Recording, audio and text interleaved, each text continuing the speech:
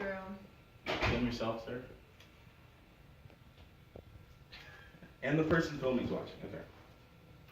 Imagine being placed at the edge of a cavern so deep, so long, and so wide, it is seemingly impossible to go over or around.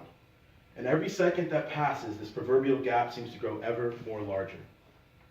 This metaphorical thought experiment, in a way, illustrates the state of that which we have been subjected to all throughout our lives, our education system. Hello, everyone. My name is William Davis, and I'm going to talk to you about the gap, the academic achievement gap to be more specific. And you see, the purpose of this spiel is to bring awareness to the ever-increasing academic achievement gap in this US of A, and what exactly it means for us as a people. For the National Assessment of Educational Progress has determined that substantial gaps in the performance have not only persisted for low-income students, but also students with disabilities and, in most cases, higher levels of melanin. For example, according to NAEP statistics, more than 3/4 of black students, that's 83%, perform below basic on the NAEP 4th grade mathematics test compared to just 41% of white students. And this type of academic inequality can be considered to be the root cause of many other types of inequality, such as the income gap and classism. But before I get into all that, I'd like to explain to you what is exactly an academic achievement gap. According to education.org, the term academic achievement gap is used to refer to the observed persistent disparity of educational measures between the performance of groups of students, especially those defined by socioeconomic status.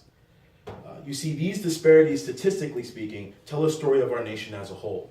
For example, we often see that where this achievement gap is located, whether it be racial, socioeconomic, or kids with disability, is the group of people we as a country and as a nation are discriminating the most against in that era of time.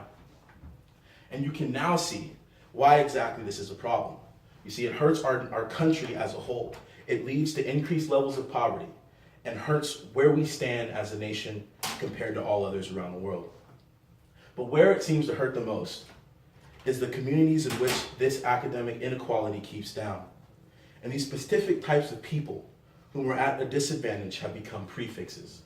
For example, an academic inequality based on race has become known as the racial achievement gap. That is, academic disparities between those persons of color. And academic inequality based on disability has become known as a disability achievement gap. However, according to Rachel Kueneman of calstat.org, 85% of students with disabilities do not, in fact, have a cognitive one.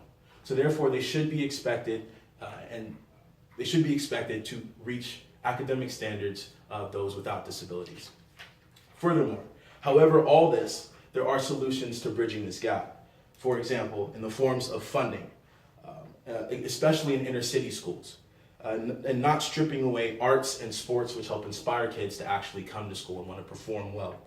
Furthermore, higher pay for teachers, increasing incentive for the brightest minds to actually want to teach, showing them that we value their important work, and catering to different types of individuals in a classroom, which means not subjugating every person to the same type of learning, because people learn differently. Furthermore, allowing students to move around and inspire children through arts and sports. So in conclusion, the truth of the matter is that there is an ever-expanding disparity of academic quality based upon socioeconomic, ethnic, or racial background and mental health, and it needs to be addressed. Thank you.